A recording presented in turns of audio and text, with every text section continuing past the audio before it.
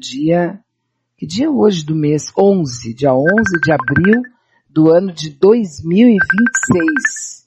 E eis que estamos aqui, né? Vamos dar bom dia para o nosso psiquiatra, nosso amigo, e começar esse bate-papo sem pauta, exatamente naquilo que está ocorrendo, para a gente ficar mais à vontade, né? E conversar em busca de um pouco de afeto ao ser humano, que é o que a gente cada vez tem menos, né? Doutor Maia, bom dia. Bom dia, Beatriz. Tudo bem? Tudo bem, doutor Maia. Tudo bem. Até o 8º andar a gente tá indo, né? Estamos seguindo. Foi uma semana pesada. A vida está fácil. Tá fácil, como tá fácil. Tá fácil. Ontem ainda alguém me disse, eu sei que nós não estamos bem. Eu digo, quem disse? Como assim, né? Nós não estamos bem. Se a gente tá... A saúde está meio esguarrepada, mas tá legal. A gente está medicado, né? Não tem grandes sobressaltos no nosso dia a dia aqui. A nossa mente está legal, os nossos amigos também estão dentro do possível. Como assim que nós não estamos bem? A gente está bem. Só não está ótimo, né? Aí é uma espécie de conceito de estar bem ou não, mas que a gente sabe que a vida é uma alteração constante entre o estar bem e o não estar tão bem e não estar próximo do ótimo é uma constante, né? Então, eu acho que a gente tem que se dar conta que a gente vive o tempo todo com uma surpresa ali na porta, né? Quando tu pensa que tá com alguma coisa bem organizada, aí vem alguma coisa ali, sabe, vem um cachorro louco, tira tudo da sala. É impressionante isso. E tu vê que a maioria de nós não consegue viver assim dentro da possibilidade da surpresa e da vivência que, por melhor que esteja nesse momento, ela pode oscilar tanto para melhor como para pior. Mas se eu tenho noção disso, eu estaria sempre preparado para um estado afetivo interno em que eu deveria construir cada vez mais para lidar bem com isso, né? Incrível. Sabe que isso acontece assim, tanto em termos de relacionamento, como em termos profissionais, em termos econômicos, e em termos emocionais, né? Quer dizer, deve ter até mais do que isso. Tô pegando assim só os que eu tô pensando aqui para contar o que eu ia contar. Um camarada teve... ele estava com sintomas de câncer, tá?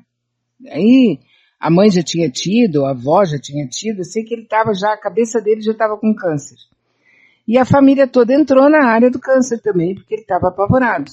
Aí a mulher conseguiu convencê-lo a ir para uma instituição, para um médico, e fazer todos os exames para comprovar isso e não ficar sofrendo na possibilidade. Depois de muita tentativa, no final o burro aceitou.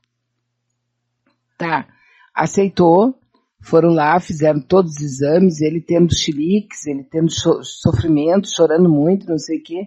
Bom, chegou no dia, não era. Confirmado que não era câncer, que era isso, que tinha que ser feito aquilo, então não sei o quê. Tudo bem, isso tem um ano e pouco, tá? Eles passaram por essa fase toda, ele passou, fez os exames, fez tudo que tinha que fazer, fez o tratamento e todos os sintomas desapareceram, que era muito mais emocional, enfim, eu não tenho todos os detalhes aqui, mas no feijão com arroz foi isso, tá? Ele achou que estava com câncer, fez os exames depois de muita...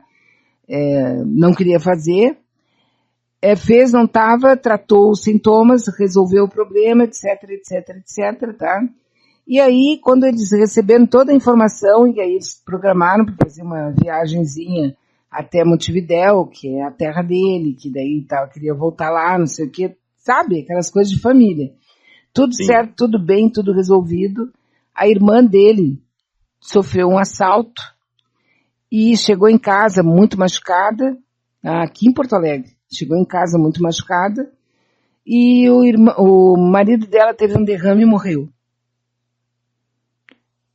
E assim, Quando ela me contou os detalhes, ela me disse, Beatriz, parecia que a gente estava vivendo assim um desenho animado, um filme.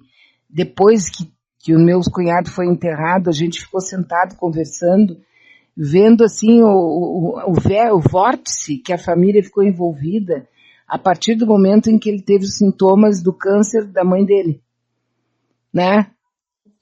O quanto a família ficou e parecia assim que era um mal atrás do outro, entende?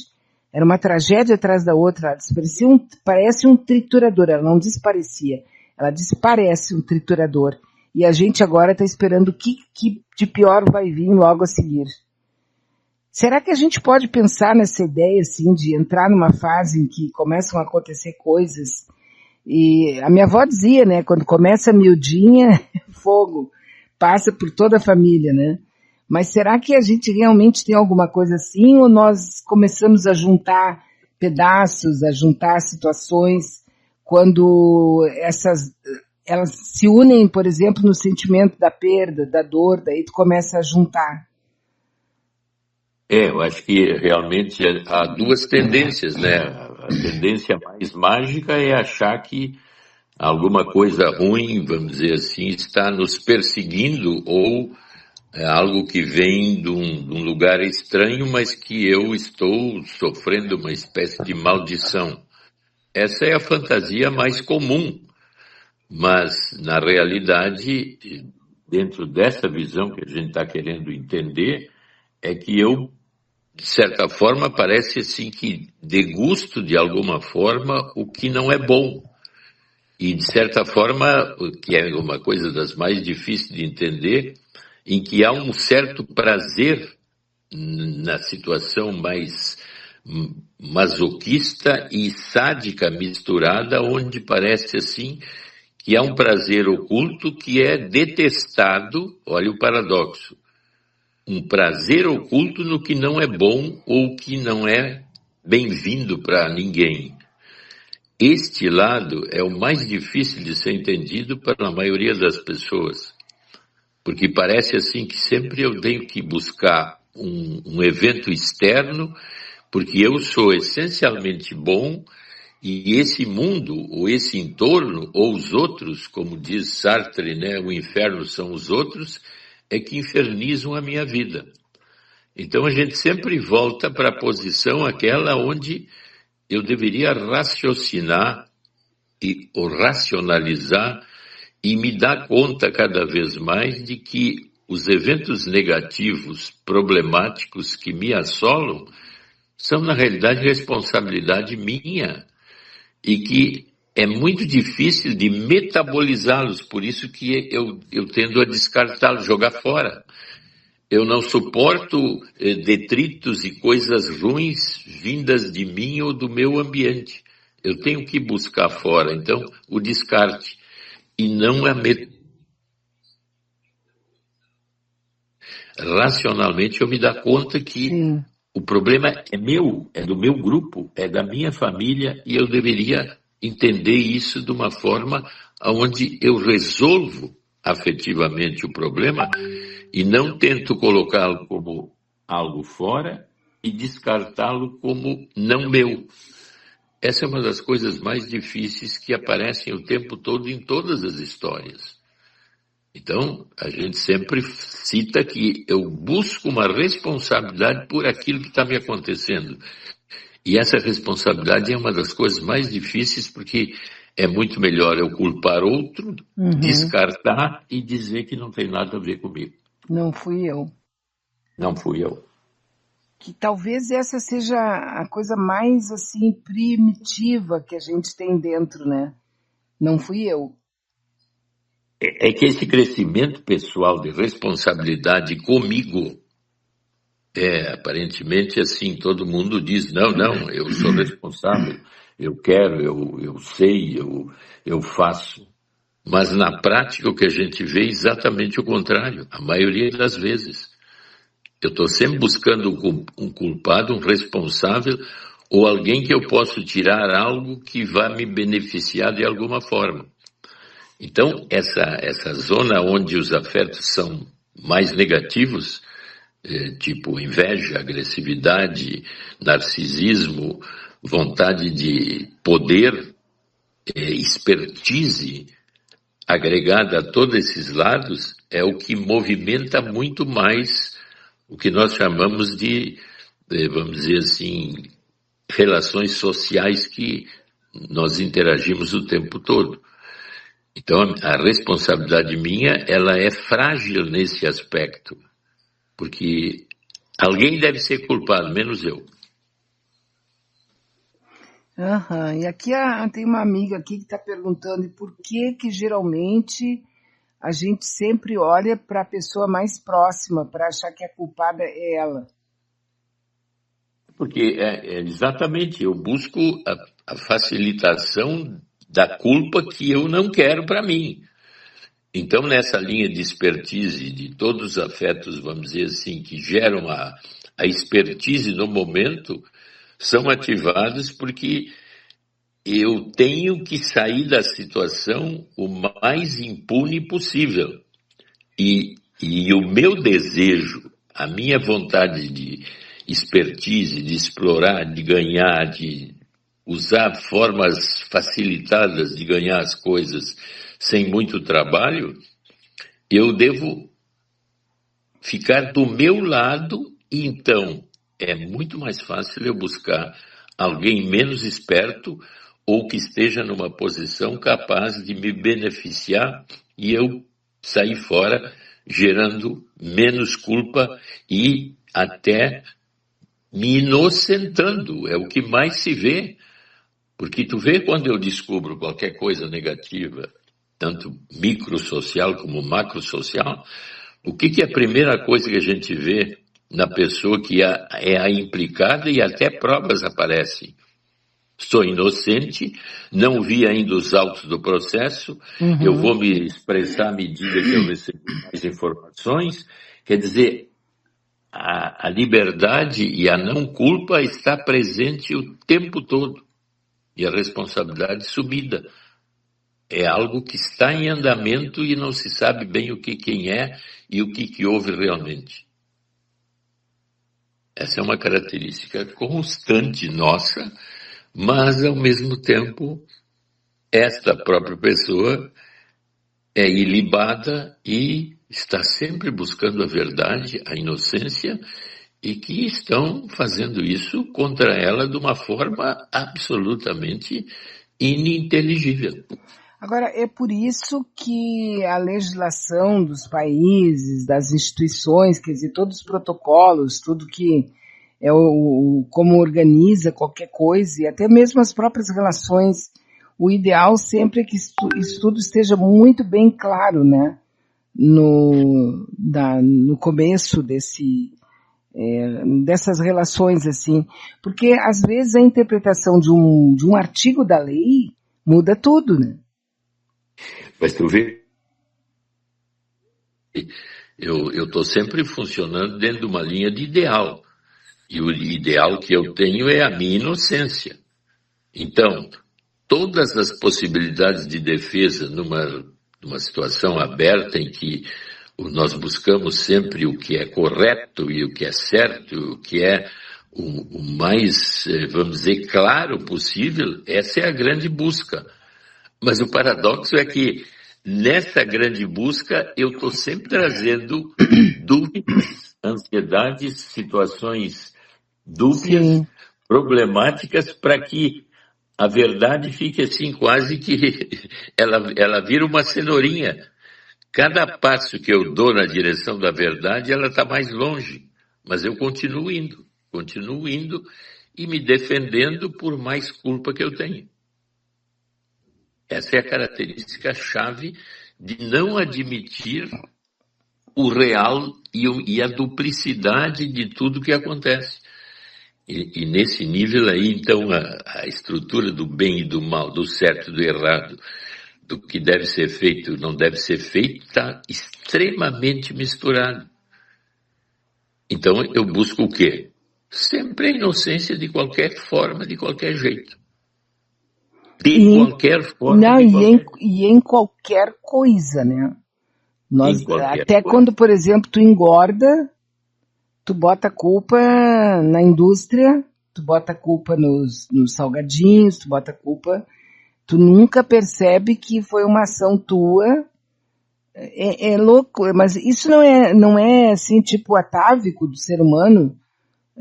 Desde que nasce, assim, já bebezinho, criancinha, ele quer ser atendido, mas ele não se sente culpado de nada. Então, aí tu vê que voltamos para aquela posição onde a gente é humanizado por uma mãe, né?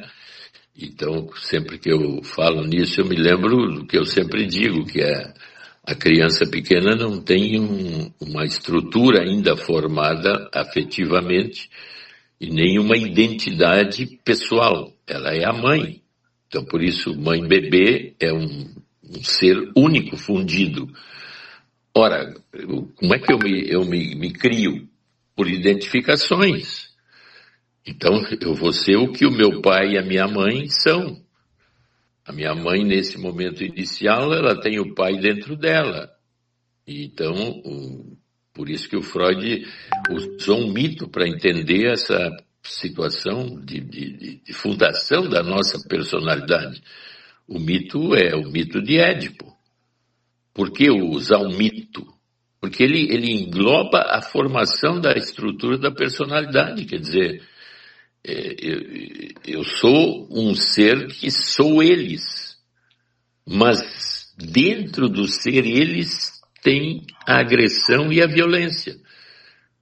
Porque eu amo a minha mãe e amo meu pai, mas eu tenho que me desidentificar deles, eu tenho que largar minha mãe, tenho que largar o meu pai e ser eu. E tu vê que dentro dessa saída aí está toda a situação negativa junta. Porque para mim crescer ali naquele lugar, eu preciso ser egoísta, preciso ser narcisista, preciso ser ciumento, preciso ser invejoso. Uma criança pequena é um ser absolutamente não ético nem moral. Agora, à medida que eu cresço, eu tenho que aprender a lidar com a ética e com a moral. Mas dependendo da estrutura que eu fui formado, as decepções que eu tive nessa formação, a distância da minha mãe, a problemática dela com o pai, a problemática dela social, do desenvolvimento dela, tudo isso vai fazer parte de mim e provavelmente nessa zona inconsciente, que a gente denomina zonas do inconsciente, onde o tempo não existe e ao mesmo tempo existe, os traumas são eternos. Então eu posso tentar não ser aquilo que não é ideal, mas como o trauma foi muito forte, ele está agindo de forma inconsciente. Então eu posso repetir situações arcaicas de forma inconsciente. Por isso que hoje em dia com as terapias, quando as coisas ficam muito ruins e a gente tende a descobrir essa zona traumática que nos habita de uma forma mais racional, que eu consiga entender por que eu sou tão narcisista, por que eu sou tão egoísta, por que eu sou tão exigente, por que eu falo tanto, por que eu domino esse lugar. Ora, enquanto eu conseguir dominar, eu não preciso de mudança nenhuma. Uhum. Mas se a minha infelicidade aumenta, e se eu fico mal com as coisas que estão acontecendo, eu tenho que tentar descobrir por que esse mal habita em mim. Ora, e descobrir por que o mal habita em mim é um dos trabalhos mais complexos e, ao mesmo tempo, vamos dizer assim, interessantíssimos, porque eu começo a me conhecer, começo a entender que a complexidade de ser um ser humano o mais normal possível entra em áreas quase filosóficas de percepção de mim mesmo. Sim. Então é uma busca muito intensa e importante, né? Muito bem, doutor Maia, diz aqui a amiga, pergunta para ele, Beatriz. Descobri, não que eu já não soubesse, mas tive provas de que o meu companheiro vai ver todos os meus dados de banco para saber no que eu gasto o dinheiro que eu tenho. Como foi que eu descobri isso, Bea? Da maneira mais manaua possível. KKKKK. Acredita que ele veio me perguntar o que era aquele valor e o que era Manaua? E eu tive que dizer para ele que era o financiamento coletivo. Ele pediu uma grande explicação. Depois que expliquei, ele ficou nervoso. Por quê? Porque ficou claro que ele mexia nas minhas coisas.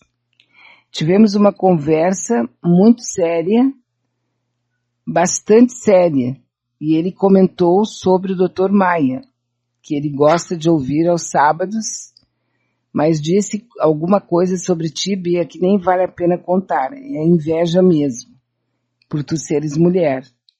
Muito engraçado, acabei entendendo mais do Ivo do que entendi em todos esses anos de vida em comum. O papo foi ótimo. Falamos coisas que nunca tínhamos falado um para o outro. Interessante o quanto ele conhece vocês. O quanto ele conhece a Manaua. Acho que até mais do que eu. KKKKK. Interessante quando a pessoa não fala, né, Beatriz? Às vezes um motivo é o suficiente para abrir uma enxurrada de coisas novas. É um outro homem que eu não conhecia. Ó, interessante, né? Porque é uma forma assim, parece assim que ele se ocupa do que nós falamos e ao ouvir o que a gente fala, ele abre campos de percepção pessoal, de autoconhecimento, porque eu posso fazer uma autoanálise de mim na medida que eu ouço alguém entendendo o que ele diz na relação de mim comigo mesmo. E como eu abro isso internamente, eu teria condições de abrir conversando com outra pessoa e tentando descobrir coisas que, de certa forma, no caso deles, ele queria saber como é que ela gasta o dinheiro. Uhum. E, ao mesmo tempo, fica um paradoxo, porque ele conhece a Manaus, ele ouve, e ele sabe e ouve que deve ter um financiamento coletivo, mas não sabia que ela pagava alguma coisa para Manaus. E por que então eu quis saber disso na linha econômica, mas ao mesmo tempo abriu um campo de conversações de profundidade maior, em que eu começo a ver e ver o outro de uma forma bem mais honesta e, vamos dizer assim, verdadeira, em que eu já não tenho medo de me esconder. Isso, eu acho que isso é né? Até a ideia de me esconder para não ser mal interpretado. E tu vê que se eu me escondo, eu não sou honesto com os meus afetos. E não sendo honesto com eles, eles estão dentro de mim numa zona assim quase como um sub-eu negativo que me manipula em determinado momento e me faz pensar que eu sou bom, que eu sou inteligente, que eu sou capaz, e na realidade essa estrutura está me condicionando para me manipular. Olha a sofisticação disso. E se eu sou capaz de observar esse dado negativo em mim e ao mesmo tempo trocar com o outro, e o outro também aberto a isso, eu ganho um poder de entender o meu lado mais positivo, idealístico, e as malandragens ou dinâmicas negativas que me manipulam, me parecendo ou me dando a noção de que eu sou excelente, maravilhoso e muito bom, que os outros não me entendem. Então, mas que eu achei bacana, doutor Maia, assim, ó, a história de que ela já sabia, ou pelo menos ela supunha, né? Aí com isso ela ficou consciente de que realmente ele sempre fez isso, analisar os gastos dela de alguma maneira, mas ela acabou no final aqui dizendo que conheceu um lado, uma pessoa dele que ela não conhecia, e ela não disse que não gostou. Não, eles se aproximaram, por isso que eu disse. São verdades difíceis de serem faladas, mas que, e vamos dizer assim, que me mantém escondido. Por isso que eu digo, o escondido é a tentativa de manipular o outro. E quando eu me clareio, quer dizer, deixo de me esconder, eu me aproximo de profundidades tanto internas minhas como do outro, e há um aprofundamento da relação e um conhecer mais profundo um do outro. Tu vê, como é que diz a música do Roberto Carlos? São tantas coisinhas miúdas, né? São tantas coisinhas miúdas que ficam corroendo as relações. E tu vê que como é difícil chegar nisso, porque essas coisinhas miúdas, elas são miúdas na percepção consciente minha, mas graúdas no sentido de condutas que levam a depressão, angústia, ansiedade, sem sentido de vida. Por que eu estou aqui? Não me dou bem com essa pessoa, não consigo falar o que eu penso. E aí, incógnitas e zonas fechadas e vivências assim quase que estéreis. Mas quando a gente fala de coisinha miúda, eu me lembro sempre de uma pedrinha no rim, né? que certamente um dia vai dar uma grande dor, né? Mas é só uma pedrinha no rim, né? Vai ver o que vai acontecer, né?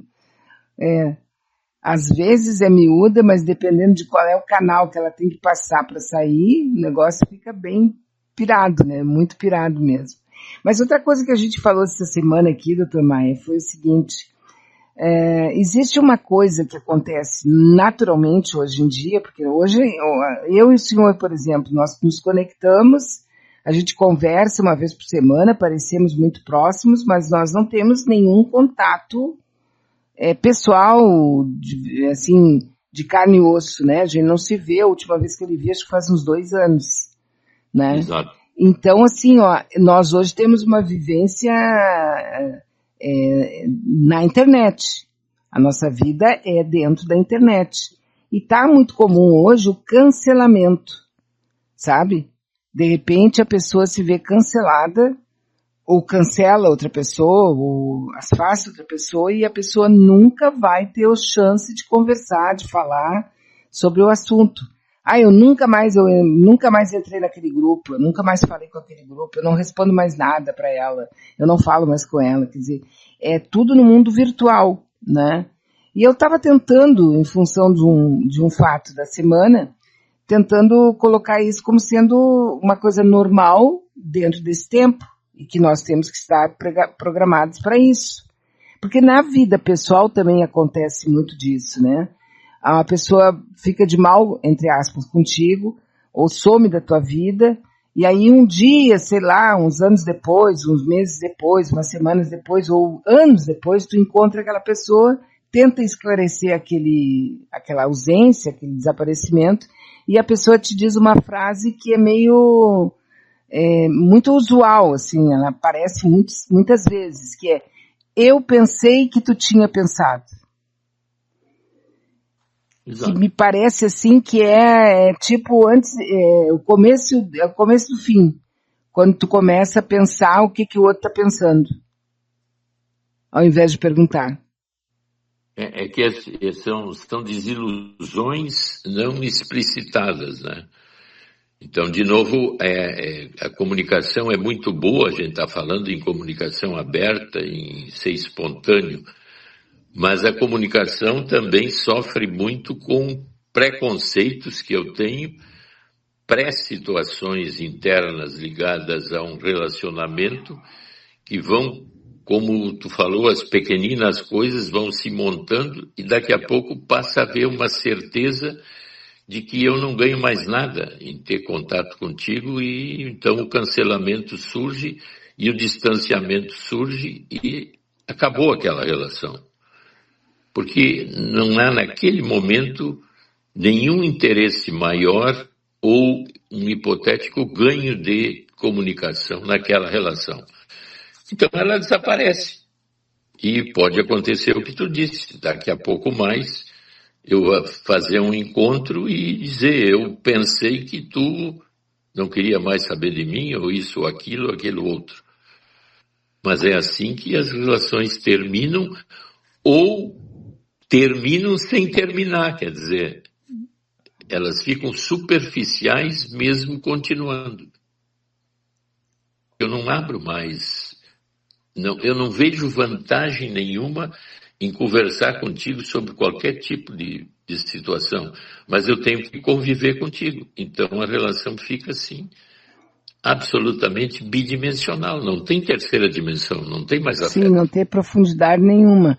O que naturalmente é, digamos assim, eu vou jogar aqui pro alto, né? Mas acho que 70% das relações dentro da internet, elas são assim. Sim, Alguém me manda alguma coisa porque ela acha que aquilo ali pode me interessar, mas ela não me pergunta se eu gostei, ela não me pergunta o que eu achei, quer dizer, não há nenhum diálogo. É uma troca de postagem entre as pessoas e deu. Não há nenhuma interação mesmo, a não ser o número do WhatsApp ou o número do Facebook, né? É só isso, não existe uma tentativa de aproximação, é só tô te mandando tal coisa, ou tô te mandando também, mas ninguém pergunta, e aí meu, como é que tu tá? E aí, como é que foi teu final de semana? Ninguém mais pergunta isso pra ninguém, quer dizer, eu tô achando que ninguém pergunta, né?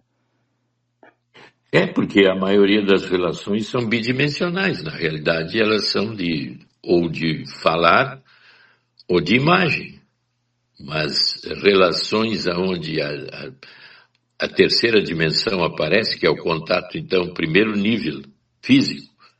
Eu estou no mesmo lugar que tu.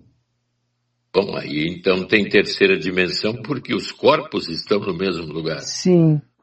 Mas o corpo psíquico continua bidimensional, né? Eu não tenho intimidade contigo. A terceira dimensão começa na intimidade. E tu vê que nós estamos falando que na intimidade ainda tem N níveis de distorções para aumento ou diminuição de intimidade. E o pior ainda de todos é que quanto de intimidade tu tem contigo mesmo. Uhum. Esse nível de intimidade, eu comigo mesmo, é o que a gente sempre pontua como sendo, vamos dizer, uma capacidade autoanalítica de percepção dos motivos por que eu tenho ansiedades, depressões sem sentidos e buscas sem direção. Esta zona, ela é extremamente protegida porque é a zona da minha vergonha. Uhum. Eu tenho medo de que alguém chegue muito perto de mim. E veja Se esse... nem eu chego bem perto de mim, como é que eu vou Isso. deixar alguém chegar? Pois é, né? É exatamente isso, é uma maneira de usar uma maneira de ninguém saber o que eu mesmo não sei. Então eu vivo de espelhamentos possíveis ou explicações possíveis. De preferência, zonas mais assim de informação mais fofoqueira, quer dizer, Isso. eu sei quase tudo, mas não sei quase nada de mim nem do outro. Uhum. E até porque, né, vamos combinar o seguinte, quando tu começa a entrar nessa área, dói porque tu acaba te vendo como uma coisa que tu não queria ser, né? Uma coisa que tu tem até aquela pretensão, não, o outro é assim, eu não. Aí quando tu começa de fato a prestar atenção, não no outro, mas no que tu sente, no que tu pensa, tu vê que tu às vezes está bem abaixo da linha do Equador, né? Tu não tá naquela posição que tu gostaria de estar, né? Que tu tá bem sensível e tudo mais, né? Isso, Agora eu aqui, tô ó, nessa. outra amiga aqui, ó, diz assim, ó, comentei com meu filho isso eu pensei que tu tinha pensado, demos muitas risadas e ele disse que é assim que a vida dele é comigo e por isso que às vezes ele acorda irritado comigo. Estamos falando sobre o assunto. Eu pensei que tu tinha pensado. Mas isso também eu acho que faz parte do dia a dia de qualquer pessoa, né? A pessoa olha e ela já acha que sabe o que a outra está pensando. A pessoa não te Mas responde e a gente já acha que sabe o que a pessoa pensou. isso, mas é que esse tipo de relacionamento também, mesmo na intimidade, provoca N distorções que deveria ser falado mais ou ser entendido dessa forma. Tu vê agora essa conversa, os dois se deram conta. Eu nem vou falar mais sobre isso, porque ela não está me entendendo, ou eu não estou entendendo o que ela quer. Então aí a comunicação começa a ficar prejudicada por desconfianças, de desentendimentos e não capacidade de um diálogo mais aberto e expressar afetivamente que eu estou sentindo assim meio posto de lado ou não entendido. E como essa é uma zona muito sensível afetivamente, a tendência é eu me fechar, é quase como aquela flor a sensitiva. Tem gente que tu toca e imediatamente se fecha, porque é tão difícil eu me manter aberto e deixar alguém se aproximar da minha intimidade de uma forma assim que eu, de certa forma, nunca estou bem preparado, eu procuro evitar. Mas numa intimidade como a gente está começando a querer entender o outro, eu deveria estar aberto e retomar o ponto de conversa para ver a possibilidade de um acerto diplomático entre nós em que a agressão começa a diminuir e, no fim, se cria uma zona mais pacífica ou de entendimento mútuo mais aberta e até criativo, né? Mas também vamos pensar o oposto aqui, doutor Maia. Numa casa, numa relação, num grupo, numa empresa, numa instituição em que todo mundo fala exatamente tudo que pensa e só a verdade. O senhor acha que isso não fecha rapidinho? Mas é que aí tu tem que levar em conta assim, se eu falo o que eu acho verdade, eu tenho que descobrir o quanto narcisicamente e dono da verdade tu está sendo. Ah, pois é. Então tu vê que de novo nós já É fizemos outro, tem uma uma visão outra. assim de dominação. Porque se eu começo a falar do jeito que eu acho que é verdade, Só a verdade. Sim, o que eu penso?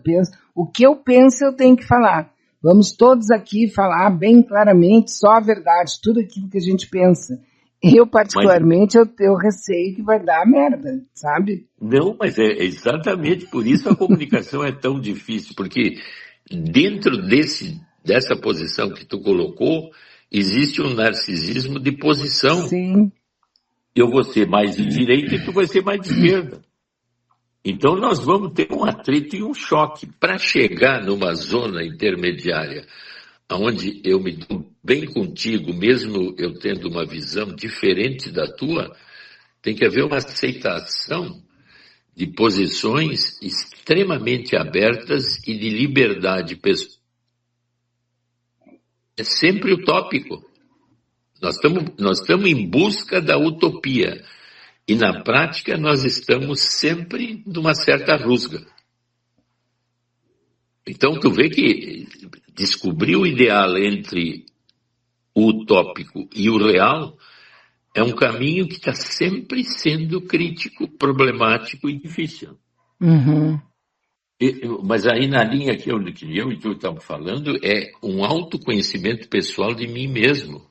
Eu saber das minhas oposições dentro de mim. Que elas aparecem principalmente no contato com o outro. Então, o crescimento pessoal, é por isso que eu digo, é uma coisa altamente pessoal, que eu tenho que aproveitar toda a rusga, toda a problemática, toda a minha insatisfação para entender o outro e a mim mesmo naquele momento. Então, isso não tem fim. O crescimento pessoal é uma coisa, assim, extremamente interessante, mas trabalhosa ao mesmo Sim, tempo. não tem uma receita de bolo, né? Não tem, a todo momento o teu bolo tem um quanto de açúcar ou de ferro aumentado. É bem assim, ó. Agora aqui eu tenho uma amiga que diz assim, ó, eu percebi que um dos gatilhos que gera ansiedade em mim é esse. O que o outro entende do que eu falei. Estou trabalhando isso agora. Então, tu vê, ela levantou uma hipótese bem sofisticada que é o que eu estou colocando tem um efeito real e denso para o outro ou vai gerar uma situação negativa nele? Então eu tenho que me retrair. Mas eu posso também conversar com ele sobre o efeito daquilo que eu disse nele. Então tu vê que nós estamos já dentro de uma linha quase de terapia. Uhum, porque eu aprendi há muitos anos atrás, tipo assim, uns 200 anos atrás, que eu sou responsável por aquilo que eu estou dizendo. Mas eu não posso me tornar responsável por como é que tu entendeu o que eu acabei de dizer. Por quê? Porque nesse caso tem a tua vivência, tem a tua capacidade, tem a tua estrutura, tem o teu meio ambiente, tem o teu histórico familiar. Então, como tu entendeu o que eu falei é um imponderável para mim, é um continente que eu não conheço. Agora, eu tenho que ser responsável por aquilo que eu falei. Se alguém me perguntar daí, não entendi, me explica melhor, aí eu entro nessa área do conforto, que é, vamos tentar entender o que tu entendeu para saber o que eu realmente tentei dizer. Mas caso contrário, eu não posso ficar perturbada nem antecipar medos sobre como é que a pessoa vai entender do que eu falei. Porque eu sou responsável pelo que eu falei, mas não pelo que a pessoa entendeu. Exatamente. Então tu vê que tu levantou a hipótese assim que na linha afetiva, então vamos dizer na linha do amor ou da compreensão da empatia, nós temos a empatia positiva e a empatia negativa.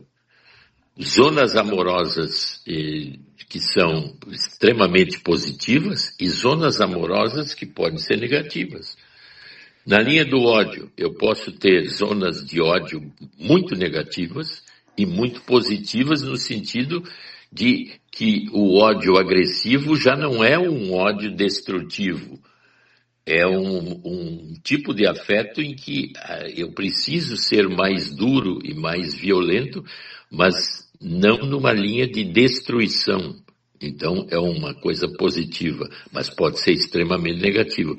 E para lidar com essas duas posições que são, cada uma tem duas linhas, o conhecimento. O conhecimento pode ser extremamente positivo, mas ele pode ser extremamente negativo.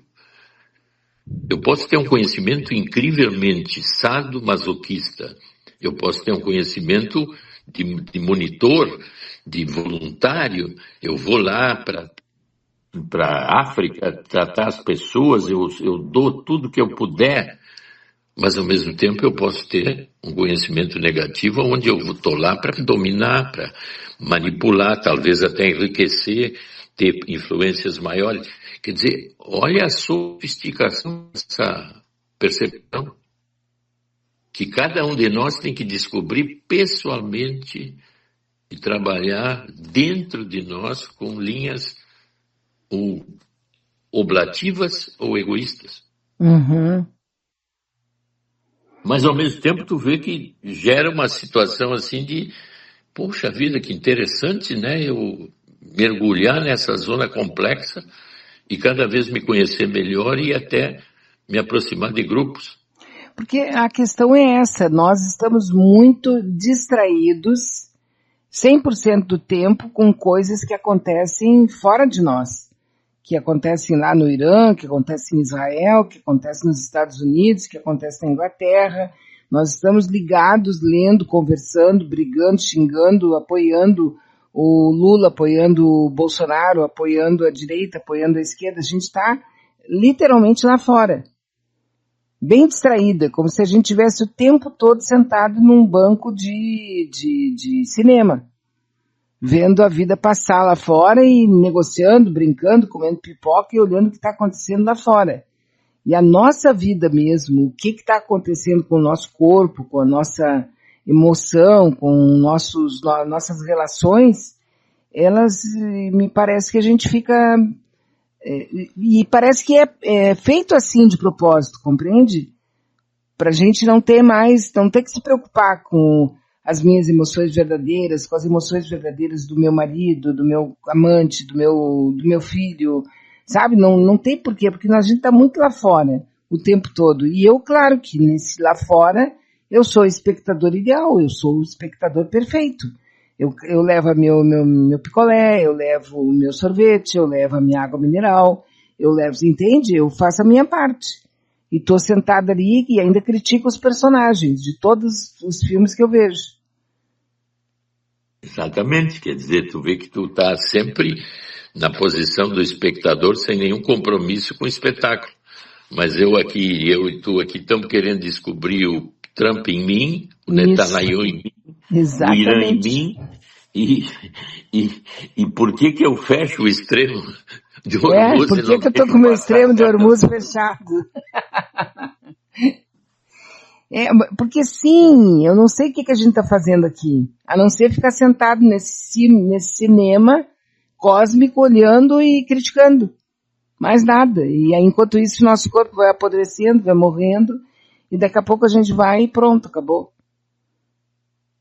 Sim, e a cada família, a cada relacionamento, nós temos uma situação parecida com o que está aparecendo lá fora no mundo.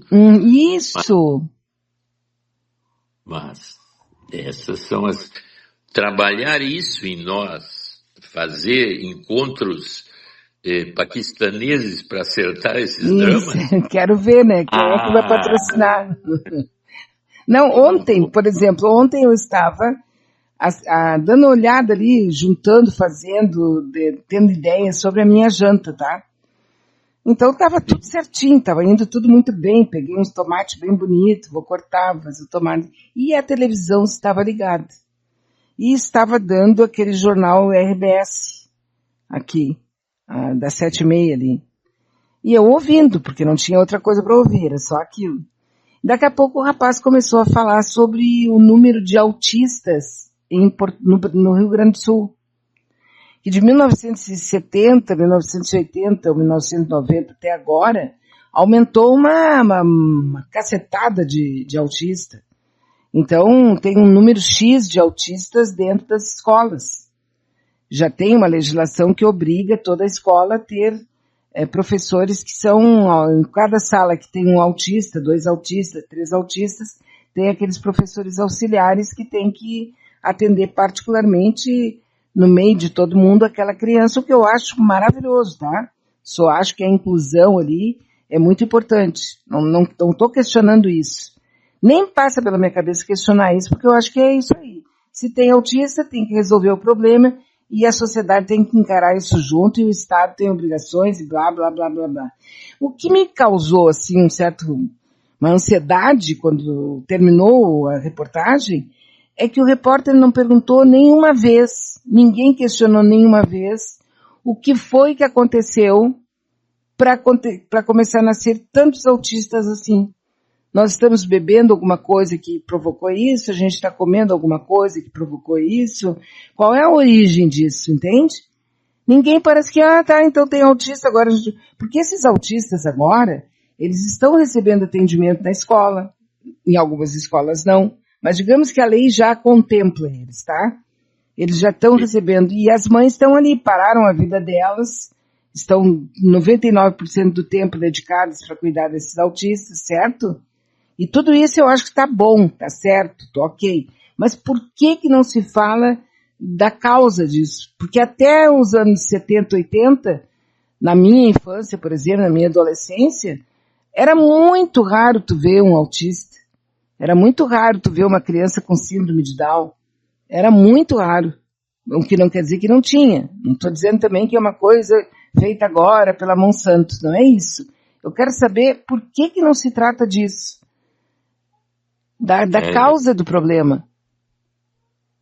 É que houve uma coisa interessante, parece que houve alguém que é muito especialista em autismo, estava criticando o que eles chamam de espectro autista, quer dizer, é como se então eu começasse a estudar o autismo e começo a ver assim, no sentido de um espectro que quase todos nós teríamos dentro do espectro, um lugar onde eu poderia ser diagnosticado como autista. Então, esse aumento de autismo é porque esse espectro se expandiu para uma série de posições pessoais que antes nem eram imaginadas como usando esse termo. Então, esse estudo, essa abrangência maior, é quase como, agora até não estava falando sobre isso, eu não sei com quem eu estava falando, eu digo, é mais ou menos como as cotas negras na universidade. Daqui a pouco o espectro de ser escuro e ter cotas é tão amplo que no fim vão dizer, mas vem cá, então todo mundo é meio... tem alguma cor que Sim, abre daqui a campo? pouco nós vamos ter que ter uma única cota para aquele que for realmente branco. Exatamente. Só se aparecer um branco aqui que possa provar que realmente é branco, esse aí vai ter uma cota. Exatamente, porque a tendência é haver um exagero, porque também tem ganhos, né? Uhum. Na medida que tu cria uma situação nova e que tu tem um ganho, um parecer que te dá condições de ganhar alguma coisa, ou dinheiro, ou tratamento, ou isso ou aquilo, imediatamente começa uma zona, tu vê, de novo o É uma aproveitamento loucura isso, porque hoje já é legislação a criança que tem autismo comprovado, a mãe cuidadora recebe do governo, do INSS, um salário mínimo mensal. Isso já é lei. Já tem várias mulheres recebendo. Se não recebe ainda é porque está desconhecendo a lei. Ninguém avisou. Porque ela tem direito legal de receber. A mãe que cuida de um autista tem direito a receber um salário mínimo mensal pelo INSS. Tá certo? É um benefício social do governo do Lula. Não sei como é que ele se originou, eu sei que ele já estava vigindo, já está valendo. Mas, assim, o que me causa, assim, um certo... Porque eu já brinquei aqui, eu fiz um teste de internet sobre isso e eu tenho traços de autismo. Né? Mas aí é como o senhor acabou de falar, quer dizer, o espectro é tão longo, é tão espalhado, que está pegando todo mundo, né? Alguma coisa ali aparece de ti. Foi um testezinho de internet, uma coisa boba que eu fiz ali, que apareceu. Né? Agora, assim, ó, a pergunta tem algum agrotóxico que a gente tomou que está atuando na endocrinologia do feto? Tem alguma comida? Tem algum... Por que agora, depois desses anos, tem tantas... Porque a gente sabe quando uma criança tem um problema, né, doutor Maia? Ela não para nunca, ela fala muito, ela caminha para lá e para cá, ela tem uma série de visões, de sintomas, que até quem não entende nada de doença mental, de problemas, assim, orgânicos, até a pessoa percebe que aquela criança ali é diferenciada, diferente da outra. Ou ela fica muito tempo sozinha, quietinha, num canto, não fala com ninguém, não interage com ninguém, não brinca com ninguém, a gente percebe claramente. Então eu não estou duvidando da doença. O que eu me incomodo é por que de repente isso começou a crescer e vai continuar crescendo. E esses que são hoje crianças, daqui a 30 anos, 20 anos, 10 anos, eles vão estar votando, eles vão ser candidatos e quem sabe até um deles não vai ser presidente da República. Tem os dois lados, né? O lado negativo, que é esse, de que o espectro é tão grande, mas tem o outro que é o ganho, né? Que a pessoa vai...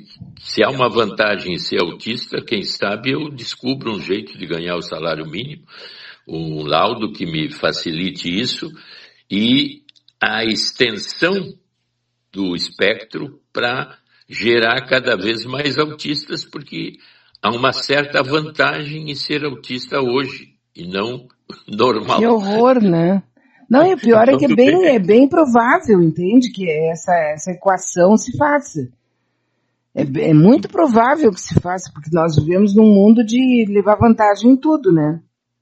Então, esse egoísmo básico que faz parte do nosso... Frases de girassol para brilhar cada dia mais. O quanto a criança em mim, nesse nível não ético e não moral, habita em mim, dependendo das condições que eu tenho objetivamente de dar energia para esse lugar interno, que ele é, vamos dizer assim, meio que comportado na medida que o meu poder é pequeno. Mas se eu cresço no poder, onde eu ganho mais poder econômico, poder político, esse superego arcaico, onde eu era o menino que buscava vantagem em tudo que é lugar e canto, e autonomia e dominação, por que não agora eu posso não ser isso, já que eu tenho essa capacidade? Então, este lado negativo do conhecimento, ele é constante em todos nós. Aí, lembra aquela frase que a gente sempre, o Brizola botou o cara aquele honesto lá. Não, agora por que tu quer te demitir, tia, agora? Amanhã que estão chegando no meu preço. É o Getúlio Vargas. É o Getúlio. O Getúlio, é o primo do Brizola, o amigão do Brizola. Mas o pior é isso, né? É a gente saber que isso é que nem... É exatamente como infiltração, né, na casa. Ela vai se infiltrando e difícil. A criança arcaica, não ética e não moral, é uma infiltração em cada um de nós. Cada um de nós, é.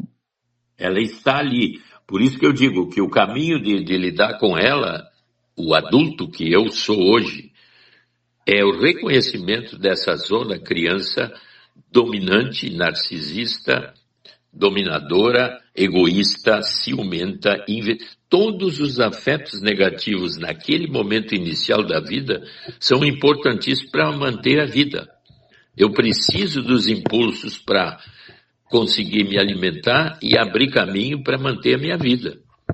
Então, essa zona pulsional arcaica é a pulsão de vida. Quer dizer, se eu não for assim, eu vou perder, eu vou morrer.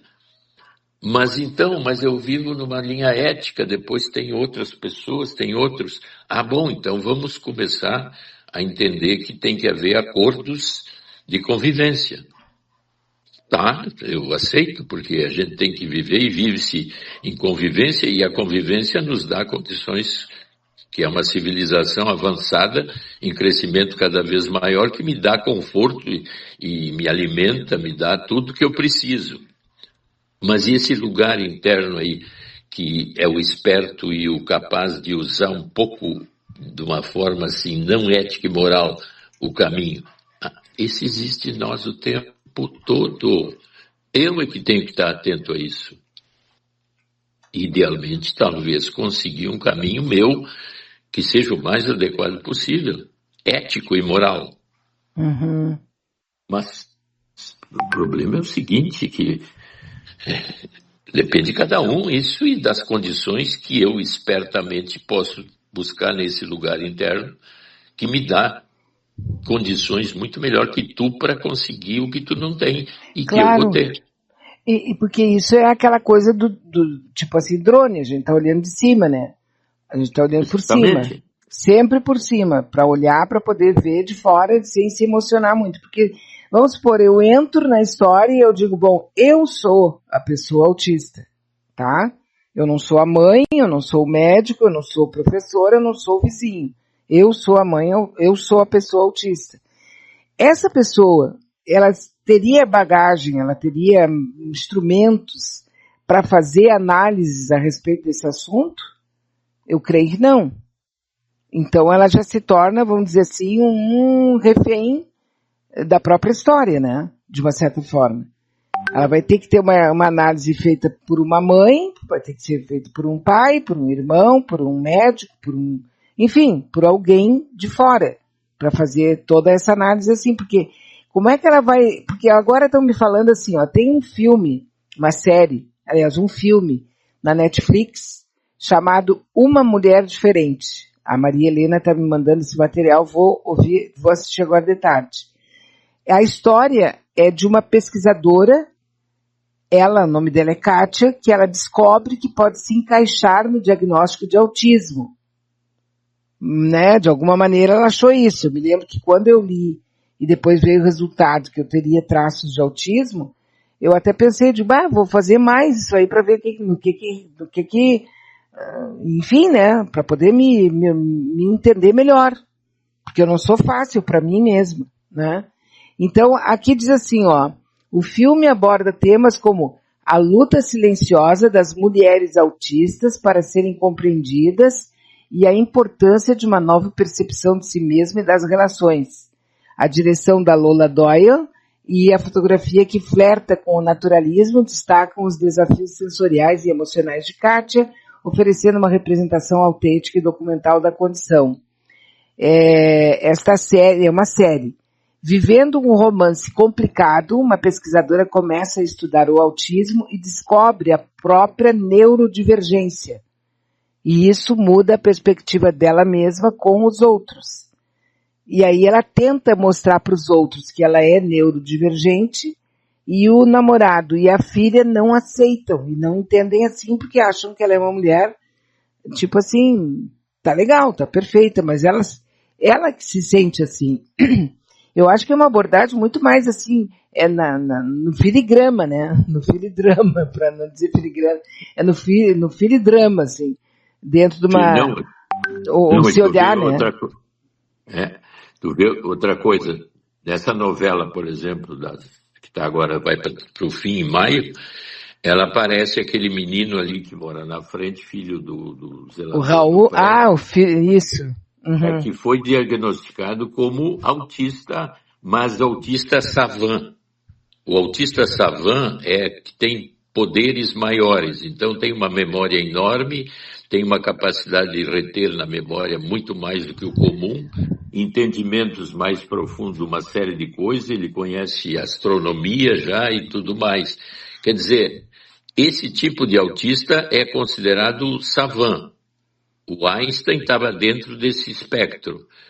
O Heisenberg, que é o pai da física quântica, estava dentro desse espectro.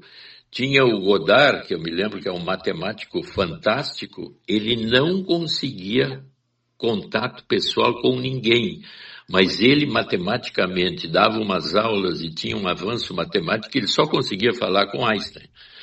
Então tem o lado savant do autismo e o lado negativo, mas todos eles, no caso da novela, qualquer tensão maior, ele ficava muito estressado, muito agressivo e até violento, o guri. Quer dizer, os lados afetivos estavam sempre frágeis. E então, as terapias seriam para os lados onde a pessoa não tem um equilíbrio afetivo que seria adequado à idade. Mas tem o lado que a gente chama de savant. Então, se nós focarmos o Einstein como um autista, meu Deus do céu, graças a ele que nós temos a teoria da relatividade. Claro. O Heisenberg é a teoria da física quântica, que é importantíssima hoje.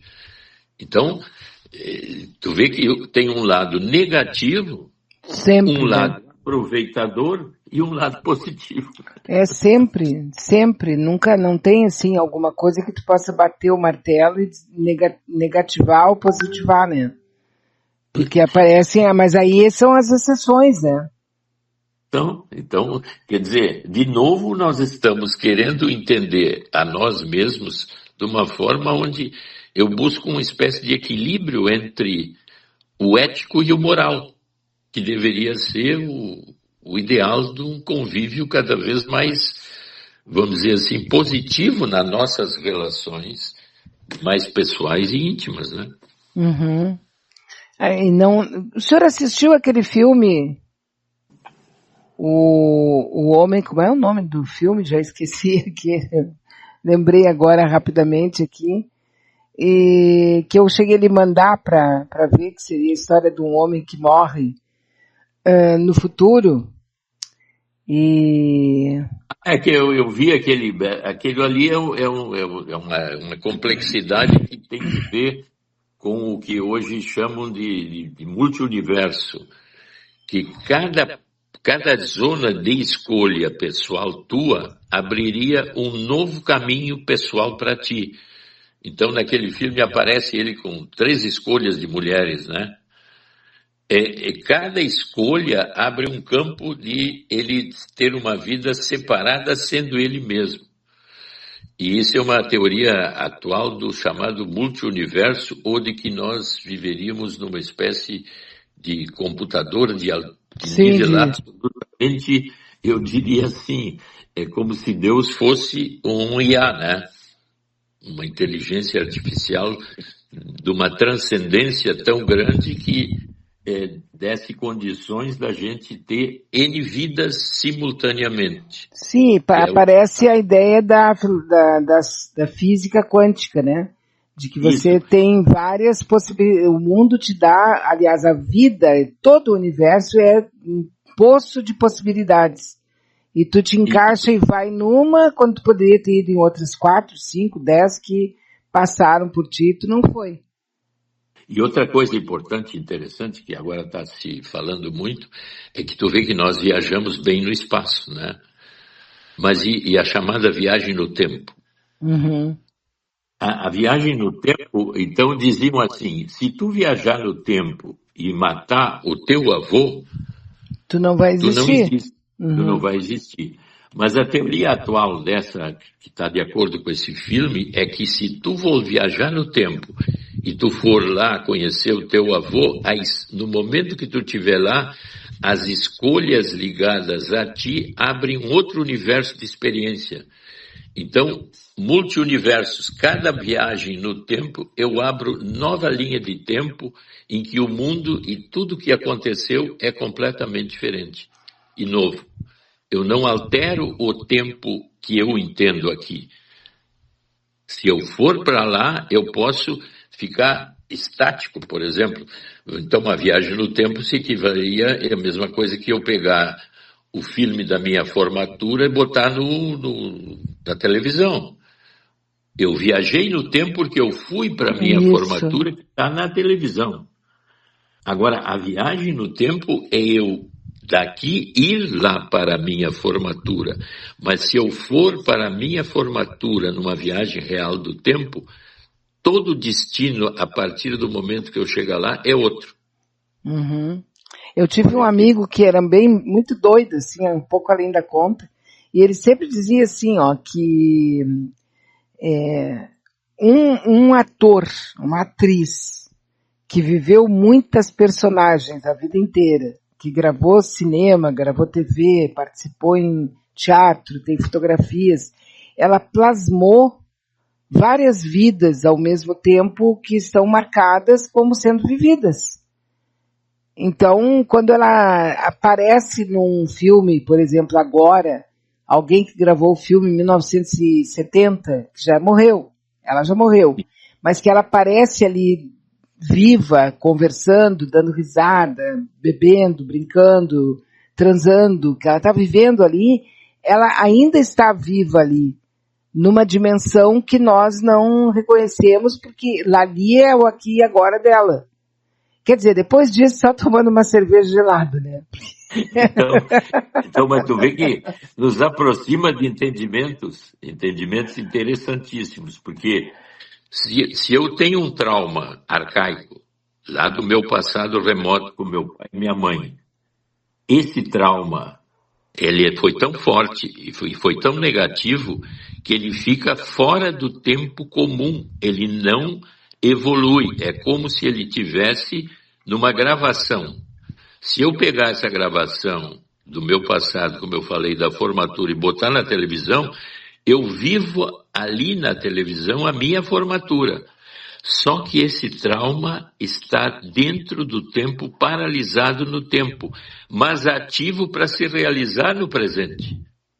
Então, aí eu posso entender que se eu não ficar atento aos meus traumas e entendê-los no presente, ativando através, então, hipoteticamente, uma terapia, ativando os traumas que eles mostram como são ou estão sendo hoje ou aparecendo hoje, eu não conseguindo esta gravação hoje para resolvê-la, eu vou repetir o tempo todo, porque ele está fora do tempo normal que desgasta o evento.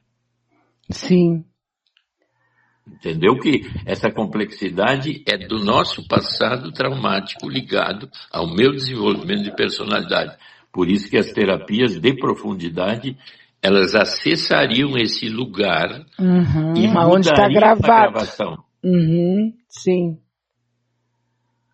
Agora, então, ao invés de... Olha só que doideira na cabeça da pessoa, né? Porque, tipo assim, ó, eu particularmente, pela minha ignorância a respeito da matéria, eu só sou uma tipo assim, eu vibro essa informação, tá? Eu gosto, assim, eu acho linda essa informação, mas eu não entendo nada, apesar de achar bonito. Tipo assim, né? Gostei muito, assisti o filme e tal, mas não entendi nada. É meio comum. Exatamente. Acontece isso muito comigo. Mas eu admito isso e fico ali andando em volta do que eu achei bonito. Sabe? Andando em volta, tentando decifrar aquilo ali. Então, quando a memória, para mim, é um dos atributos do ser humano que todo mundo tem, assim como tem o ódio, a inveja, blá, blá, blá, tem a memória. A memória me parece ser o circuito mais inacreditavelmente profundo e poderoso do ser humano. Porque é um abismo, né? Tudo que tu vive, tudo que tu ouve, tudo que tu vive, tudo, desde o ventre da tua mãe, tu tem guardado de alguma maneira, né? Então me parece que a memória é o maior abismo que nós temos dentro de nós. E eu sempre tive aquela ideia de que é um privilégio ter uma memória boa, é um privilégio não sei o quê. Mas agora eu entendo que muita gente que apaga memórias, que não lembra de quase nada, eu acho que faz isso para se proteger, né? É porque, tu vê, dependendo do tipo de memória, por isso que eu disse que essa memória traumática, que é muito, ela é, em vez de ser manipulada ou entendida, então, de novo, eu sempre digo que quando eu estou vivendo uma situação de angústia, depressão, enfim, sem sentido de vida, eu procuro saídas, eu vou pedir uma consulta, um remédio, eu não durmo de noite, eu tenho pesadelos. Quer dizer, eu estou descartando provavelmente memórias ou problemáticas arcaicas que nem sei que teve ou tive, mas que tem efeitos aqui e agora que eu estou vendo, que está me deixando mal. Então eu tenho que procurar uma saída, um caminho. Então essas memórias gravadas, inconscientes, podem estar me saturando nesse momento de uma forma que eu não tenho a mínima capacidade de entender e nem descobrir o que está acontecendo. Eu fico no sintoma.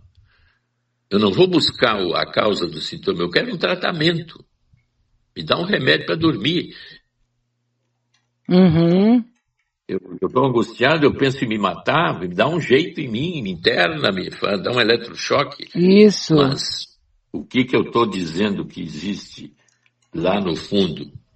Uma memória oculta que está ativada e está carregada de problemáticas ligadas ao meu passado e provavelmente cheia de culpas e de situações afetivas inconscientes que eu deveria entender que provavelmente à medida que eu trato ou me aproximo da minha situação de vida e toda a minha estrutura em torno, eu começo a ver que tem que ver com tudo que eu vivi e de um jeito que eu não tinha nenhuma ideia de que podia gerar isso que eu estou vivendo agora. Uhum. Então, de novo, nós estamos na complexidade, né? Na complexidade e nessa coisa assim do quem eu realmente sou, porque eu não sei quem eu sou. É como se eu tivesse uma desconhecida que volta e meia eu flagro algumas nuances dela que estão em mim. Então, é bem o que tu disse. Quem é esse ser que me atordoa desse jeito? Eu não me reconheço mais. Uhum. É muito comum a expressão assim, eu não sei do que eu sou capaz, se isso acontece comigo. Então, o inferno é muito fácil ser os outros, né? Sempre, né? Porque eu não sei do que eu sou capaz, né? Não sei do que eu sou capaz mesmo. A nossa amiga está me mandando aqui um material, ela disse, Bea, lê isso aqui. Agora, não sei se ela está pedindo para eu ler agora. Diz assim, ó. É o André Kolozuki. A negação do autismo em adultos diagnosticado tardiamente. Muita gente ainda acredita que o autismo é algo que só existe na infância, como se fosse uma fase, um desvio passageiro que o tempo se encarrega de corrigir. Ou no outro extremo, como se só fosse legítimo quando aparece de forma muito evidente, muito visível, quase caricata. Quando um adulto recebe o diagnóstico, a reação costuma vir carregada de estranhamento. Mas você não parecia autista. Todo mundo tem um pouco de autista.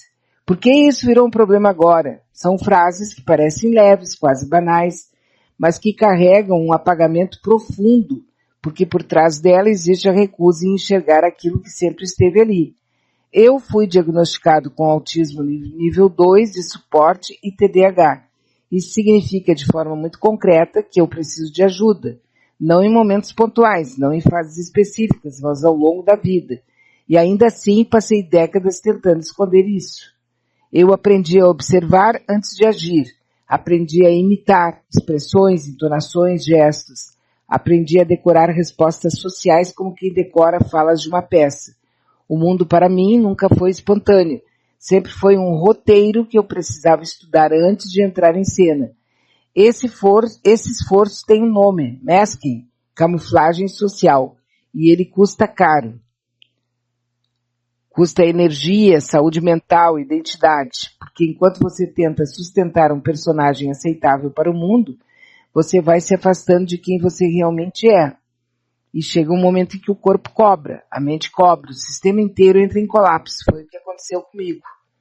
Durante muito tempo o problema não era visível para os outros, mas isso não significa que ele não existia. Significa apenas que eu estava pagando um preço em silêncio, em exaustão, em crises, em uma tristeza que não sabia explicar, mas que ocupava tudo. Quando eu decidi parar de mascarar, não foi porque ficou mais fácil, foi porque ficou impossível continuar. É nesse momento que a negação aparece com mais força, porque enquanto eu mascarava, eu cabia, eu atendia, ainda que com sofrimento, as expectativas. Agora, sendo quem eu sou, eu desorganizo o olhar do outro, eu quebro a expectativa, eu mostro uma deficiência que sempre esteve ali, mas que agora não está mais escondida. O autismo é uma deficiência, isso não é opinião, é definição. Ela afeta profundamente a forma como eu percebo o mundo, como eu organizo pensamentos, como eu inicio e termino tarefas, como eu me regulo emocionalmente, como eu me relaciono com as pessoas. Minha mente não funciona como a da maioria. Eu tenho dificuldades reais de planejamento, de execução, de continuidade. Tenho crises de ansiedade e pânico que me paralisam. Tenho uma desorganização interna que não se resolve com esforço nem com força de vontade. E ainda assim existe uma insistência em reduzir tudo isso a dificuldades. Mas não são apenas dificuldades, são limitações funcionais reais. E o mais difícil não é apenas viver com elas. É lidar com a forma como elas são constantemente invalidadas. É ouvir que eu sempre fui assim, como se isso anulasse sofrimento, como se a permanência da dor a tornasse menos legítima. A verdade é que o problema sempre existiu, eu só estava escondendo. E aí ele continua, eu sou autista nível 2 de suporte. Meu nome é André. Então, quer dizer, esse é um Consciente, reconhecimento, né? vamos dizer, das problemáticas pessoais que cada um de nós vive, e eu posso, então, usar o espectro para dizer que níveis eu estou do espectro autista, mas que todas as problemáticas desse tipo estariam também dentro do espectro autista. Mas é um problema, assim, que quase que é extensivo a quase todas as pessoas. Exatamente. Né? Em maior ou menor grau. E a capacidade dele, ao colocar isso, indica a capacidade de se reconhecer como tendo esses problemas, e só esse reconhecimento já é um avanço na direção de mudanças pessoais. Uhum. Porque ainda é o admirável mundo novo, de uma certa forma. Porque antes estava tudo muito encaixotadinho, né?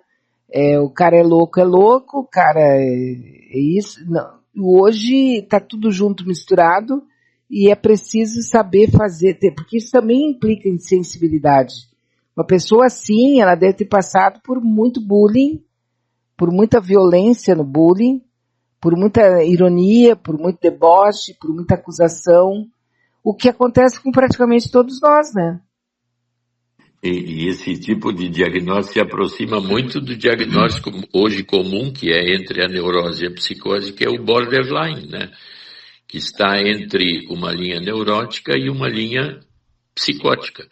Por isso que tem teóricos que chamam de setores internos da personalidade, que é uma zona neurótica, uma zona border e uma zona psicótica, que pode aparecer e que a gente faz um diagnóstico lá do Trump, né? Tá psicótico. É um borderline. Tá tomando uma posição absurda lá. Quer dizer, é fácil eu fazer o diagnóstico. Isso. Só que dentro do poder, aí a coisa não é só fazer o diagnóstico, né? É como é que se mexe com o poder que pessoas que têm esse nível de poder lidam com. Isso, mas aí entra a questão, né, saindo dessa questão mais assim, olhando só como, né, o que está acontecendo. Que tipo de sociedade, que tipo de políticos, que tipo de juízes, que tipo de sociedade, de empresários, quer dizer, que fica vendo o que essa criatura está fazendo sistematicamente, mentindo sistematicamente, porque ele agora sabe-se que ele é um mentiroso. Né? Aliás, já se sabia, não se soube agora. Mas por que as pessoas não reagem? O que aconteceu com essas pessoas? Porque tu ficar sendo comandado por uma pessoa da qual tu não tem confiança nenhuma. Antigamente, no meu tempo de PR, na década de 1910, se a pessoa mentia, ela estava ferrada no conjunto.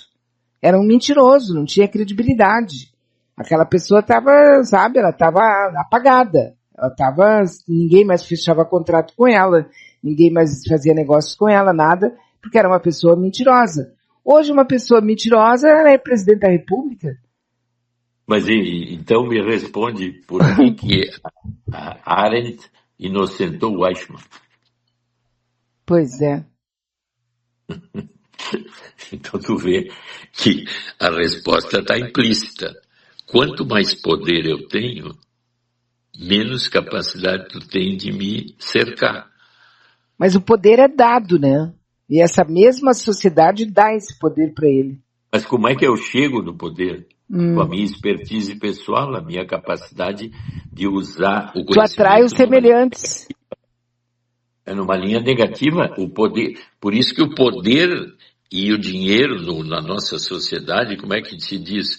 Quando o dinheiro fala, a verdade cala. É imediato isso. Então, a estrutura essa que eu falei da criança poderosa, capaz de chegar nos níveis altíssimos de poder e manipular o poder desse jeito, porque o Eichmann, por que ela defendeu o Eichmann e ficou assim de mal com muitos judeus, né? Porque ela disse que ele estava embretado numa zona de poder que se ele fizesse qualquer coisa diferente, ele desaparecia. Mas ele é culpado, ele tinha que... Mas como é que fica a linha ética quando o poder é máximo?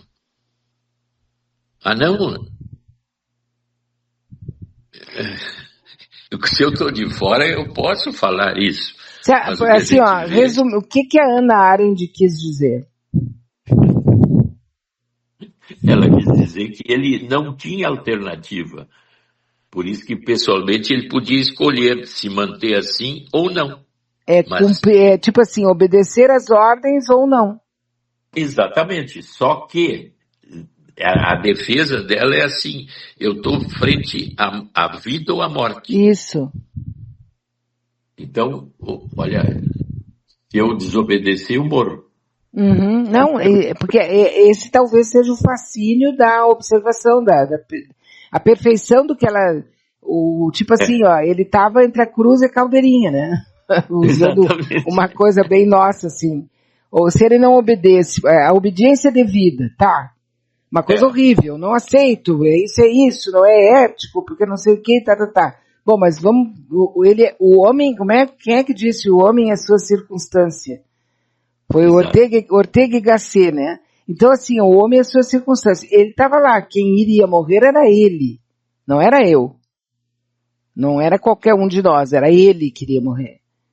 E aí, fazer o quê? Como é que é um negócio pesado pra caramba. Essa é a opção. Então eu estou aqui agora nesse nível lutando contra o Irã, e o Irã tem essa colocação, como é que diz o Hezbollah? Nós vamos lutar até o último homem. Quer dizer, não tem escape, não tem parada de guerra, porque a visão seria assim, martírio. O martírio é a minha salvação. Então Sim. eu não tenho como parar. Mas o outro diz assim, bom, se tu não tem que parar, eu também não paro. Então, tu vê que... assim, quando tu olha os dois lados, assim, nessa coisa crua, assim, sem farofa, tu olha os dois lados. E tu pega os dois lados sem saber o nome de quem é quem. Tu só pega as razões de um lado e as razões do outro, sem saber se um é isso, se o outro é aquilo. Tu vai saber que os dois têm razão. Sim, mas aí os dois têm razão, e então onde fica, e aí entra de novo, onde fica a ética e a moral? Já foi, né? Pegou aquele... Já foi então, com a... Como é o nome da... Nesse lugar é um problema que é altamente pessoal meu.